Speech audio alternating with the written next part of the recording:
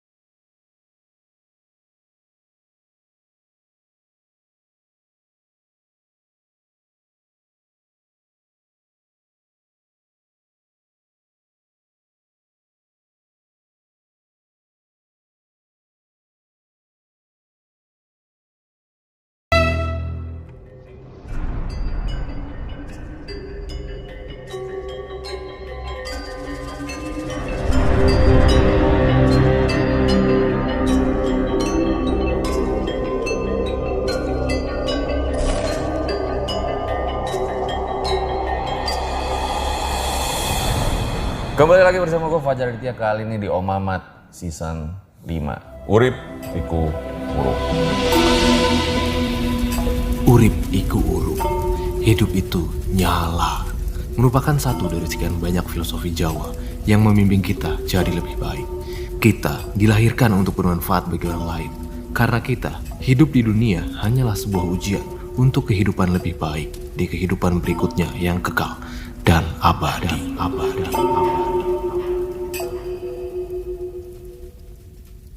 Nah, dari kemarin itu banyak banget yang request ke gua, "Bang, tolong dong angkat kasus Vina. Bang, tolong dong ungkap kasus Vina." Nah, karena komen-komen kalian, akhirnya gue ikutin lah kasus tersebut. Dan ternyata gue menarik kesimpulan kalau kasus ini tuh sangat serius dan menurut gue bukan kasus begal biasa. Nah, hari ini gue kedatangan seorang sutradara pembuat film Vina. Halo Bang Anggi Umbara. Halo. Makasih udah mau cerita di Arjal ya Bang. Siap. Gue tuh dulu ngikutin lo. Nah dulu tuh gue dengernya Anggi Umbrella. Rihanna dong. Iya. Nah ini kita langsung aja Bang kali ya. Kan sebagai sutradara pastinya riset gitu ya. Terus ngumpulin data dari berbagai pihak, kalangan gitu ya. Sebetulnya kronologi kasus awal itu seperti apa sih Bang? Kronologinya ya. Jadi kan kalau ngomongin soal kronologi sebenarnya ya panjang sih sebenarnya. Kayak awal-awalnya tuh yang saya tahu ya, Vina tuh almarhumah udah dibully dari sekolahannya. Jadi udah lama sih dia dibully dari sekolahnya, dari teman-teman sekolahnya. Nggak tahu ya, orang nggak suka ngelihat orang lain seneng gitu, ada kayak gitu kan. Dia ibunya kan dia TKW kan, kerja di luar, tapi selalu dibully kayak itulah, pembantu lah ibunya apa gitu kan. Maksudnya mulut orang-orang kan jahat banget sih. Sampai akhirnya dia ngelawan, terus habis itu sampai akhirnya dia pernah pindah sekolah juga kan. Dan sekolah karena dibully gitu. Sampai juga ada juga ada keluarga yang datang juga itu kan. Tolong lo jangan diperpanjang masalahnya kayak gitu-gitu. Dari mulai dia dibully gitu kan. Itu udah terjadi dari dulu. Vina tuh anak yang feisty gitu, kalau dia nggak bisa, dia kalau betul dibully harus dia lawan kayak gitu. Pemberani berarti Vina. Pemberani sih kalau yang gue lihat karakternya, dia emang bisa dibilang dia full of spirit lah, energinya dia tuh gede gitu, energi itu something else, unik lah gitu. Jadi kejadiannya pun ya kronologi kejadiannya adalah dia di suatu malam dia keluar malam mingguan kan, terus dia pergi bilangnya mau makan-makan, mau hangout lah gitu kan. Terus tiba-tiba rumah diketuk, dibilangnya dia kecelakaan. Yang ngetuk itu adalah salah satu pelaku dari si geng motor ini gitu kan. Dia bilang, oh silakan nanti kalau nggak salah udah jam lepas jam 12 lah, jam 1-an gitu kan. Kecelakaan di Vina, kecelakaan di mana, di rumah sakit gitu kan. Dibawa bapak ke rumah sakit itu langsung tuh bapaknya.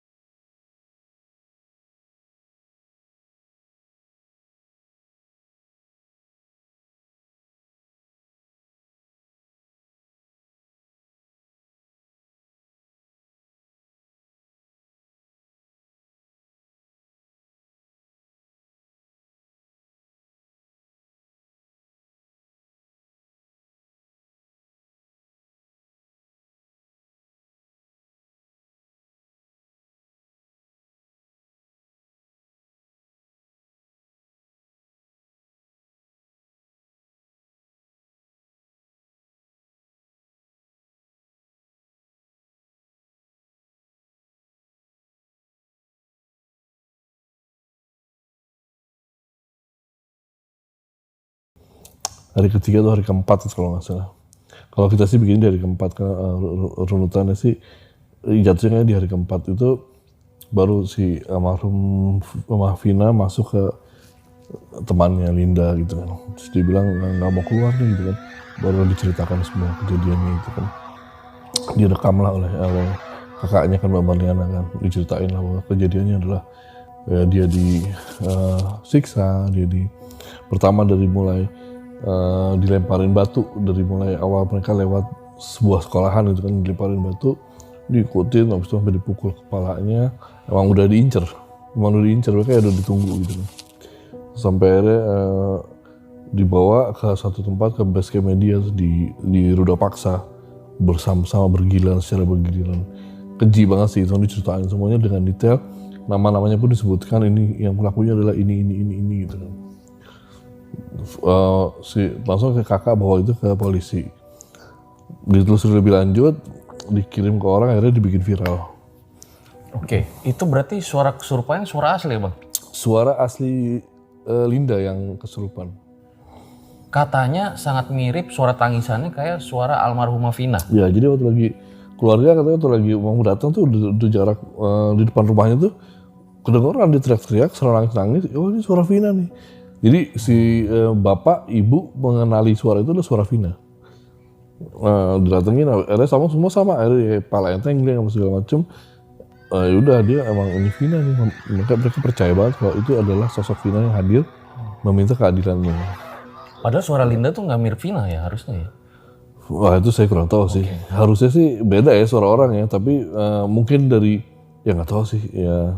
Pokoknya pas kerasukan katanya mirip gitu ya, mirip Vina suaranya gitu ya. Bukannya mirip lagi, itu suara Vina gitu mereka bilangnya gitu. Oke. Itu suara Vina, ini suara tangisannya Vina nih kayak gini gitu. Baru setelah kesurupan itu diotopsi gitu jenazahnya ya? Enggak, Jadi pas lagi itu dikubur, masih dikubur udah lama. Habis pas kesurupan itu viral dulu. Terus viral dulu, baru polisi mengintai kan siapa.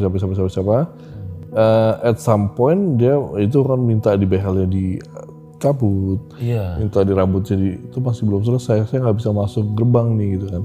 Ada rekaman itu, saya nggak bisa masuk gerbang. Tolong dilepasin semuanya gitu kan. Pas juga waktu itu pas polisi mau otopsi dibilang, wah berarti sekalian dilepaskan semuanya gitu. Baru akhirnya setelah itu baru nggak pernah datang lagi sih. Kok bisa ya kesurupan minta bel dilepas itu? Dan yang mungkin jadi pertanyaan adalah seakan-akan gitu ya kasus ini itu terbantukan dengan proses kesurupan itu gitu. Iya, dan bukan cuma di sini aja loh, sebenarnya banyak kasus-kasus di luar negeri juga yang emang solved by supernatural spirit gitu kan.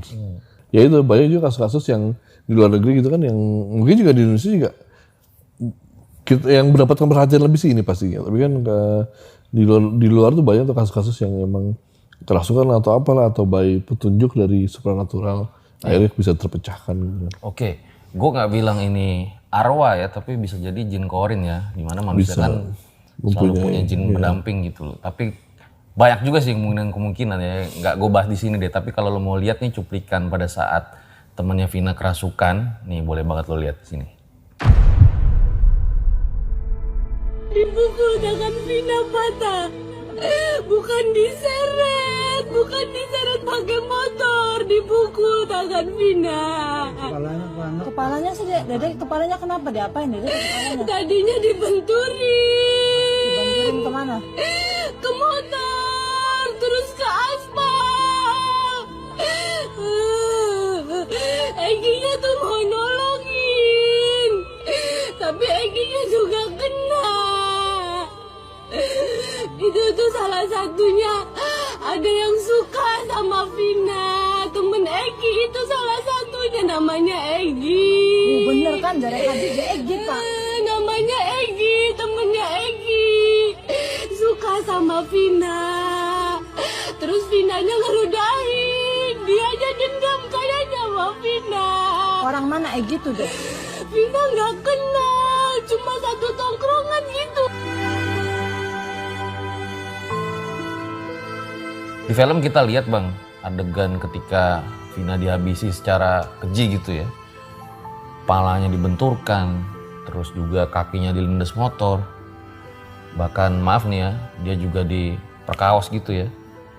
Itu memang aslinya seperti itu atau ada penambahan di film? Aslinya seperti itu. Asli seperti itu. Jadi kita berusaha seakurat mungkin kan, sedetail mungkin, karena ya itu sendiri kan ini kan it's a crime dan sebuah kejahatan yang terjadi. Jadi kita nggak bisa mengurangi atau menambah-nambahkan gitu kan. Jadi kita benar-benar tanya, benar-benar lihat apa yang terjadi pada tubuh Vina waktu lagi diotopsi segala macam. Nah itu yang data-data yang dari keluarga kasih kan. Tangan kanan itu patah, terus kaki kirinya tuh remuk, dilindas motor apa segala macam.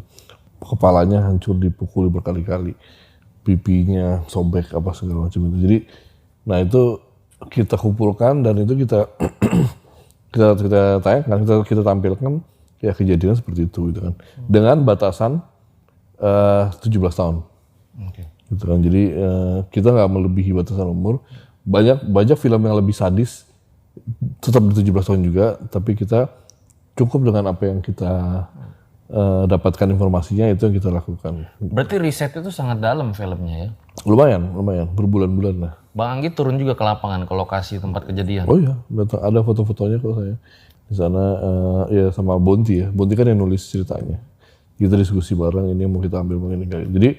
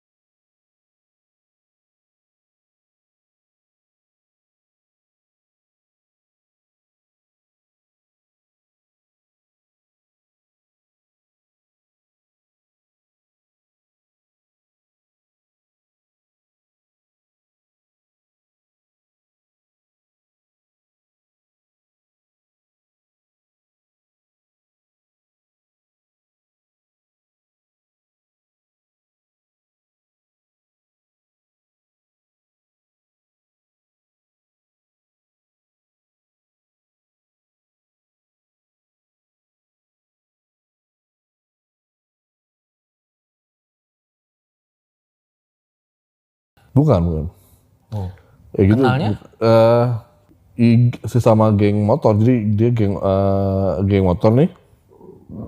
Jadi dia kenal Vina ya dari temannya Vina juga gitu lah. Oke. Dan katanya dia suka gitu ya? Iya, katanya dia sering ngedatengin Vina, terus sering dari mulai suka sampai dia ngebully, pegang-pegang lah apa segala macam. Si Vina selalu nolak gitu kan. Dia nggak mau, sampai akhirnya satu titik Vina ngeludahin dia. Terus dia di depan teman-temannya, terus dia diketawain lah. Misalnya terjadi hal yang mungkin memalukan untuk si Egy ini gitu kan. Itu pun karena dia yang emang seksual harassment terhadap almarhumah Vina gitu kan. Itu udah mungkin, apalagi gue bisa apa lagi gitu kan. Dia diludahin gitu kan. Dia, anak sekecil itu gitu kan, kekuatan fisiknya juga seberapa sih gitu. Ya, itulah mungkin yang jadi titik dendamnya si otak pelakunya ini gitu. Sampai separah itu ya? Separah itu, makanya ya itulah iblis di dalam diri manusia tuh nggak ada yang tahu ya. Sampai mana orang bisa berlaku sadis itu nggak ada yang tahu gitu, nggak ada ujungnya. Makanya kita selalu minta perlindungan lah terhadap apapun, bahkan terhadap diri kita sendiri kan. Kalau udah amarah, udah amarah. Di film juga disebutin Bang, gue udah nonton ya filmnya gitu, karena emang penasaran sama kasusnya Vina gitu. Ada 3 pelaku yang belum ketangkap gitu ya. Yang lo dapat info tuh tentang 3 orang ini apa aja Bang? Pas lagi dari pembuatan filmnya sama sekali nggak ada. Cuma 3 orang belum ketangkap, salah satunya adalah si otak pelaku, si Egy ini. Itu yang keluarga tahu. Jadi keluarga sama sekali nggak dikasih tahu siapa mereka, bentuknya seperti apa, umurnya berapa, biodatanya, bahkan identitasnya, nama asli siapapun mereka nggak dikasih tahu. Gitu. Jadi waktu kita cari tahu pun kita nggak tahu gitu. Kita cuma di berita-berita juga gitu aja, 3 orang belum ketangkap gitu. Tapi nggak pernah tahu seperti apa nih bentuk mukanya, nama asli siapa nih gitu, rumahnya di mana, kita nggak pernah tahu. Akhirnya baru setelah 8 tahun nih setelah filmnya keluar kemarin sore, akhirnya Polda Jabar mengeluarkan di akun resminya dia, baru tuh dikasih lihat identitasnya, nama aslinya adalah ini. Tapi nggak ada fotonya tetap. Udah di post tadi ya, ciri-ciri 3 pelaku dari kasus Vina yang belum terungkap gitu ya. Ya alhamdulillah kan, karena berkat film ini juga kan akhirnya bisa dikeluarkan lah depo itu. Ya. Nah ini dia Bang nih tadi, ada Peggy alias Perong, terus Dani sama Andi ya. Berarti memang nggak tahu info apa-apa ketika pembuatan film ya? Enggak. Kita nggak tahu, dari kabar yang kita cari juga nggak ada, terus dari keluarga juga sama sekali nggak tahu. Kan katanya waktu itu tapi ya, lari ke Jakarta, kalau itu gimana? Itu kata si almarhumah Vina juga. Dia tuh lagi kerasukan, dibilangnya tuh, kan beberapa kali ya dia kerasukannya. Terus itu udah ketangkap. Itu ada belum ketangkap itu, dia lari ke Jakarta kata gitu. Jadi menurut almarhumah, ada yang lari ke Jakarta, atau otaknya lari ke Jakarta lah, kata dia begitu. Bahkan ada kabar-kabar lainnya pun dibilang ada yang mengganti identitasnya, mengganti nama. Mungkin operasi plastik juga, nggak tahu sih. Ya, tapi banyak kemungkinan. Tapi kan ya balik lagi, walau petunjuk mungkin belum bisa dikonfirmasi juga ya Mas, karena kan masalah kesurupan tadi ya. Iya. Nah pihak keluarga tuh pas tahu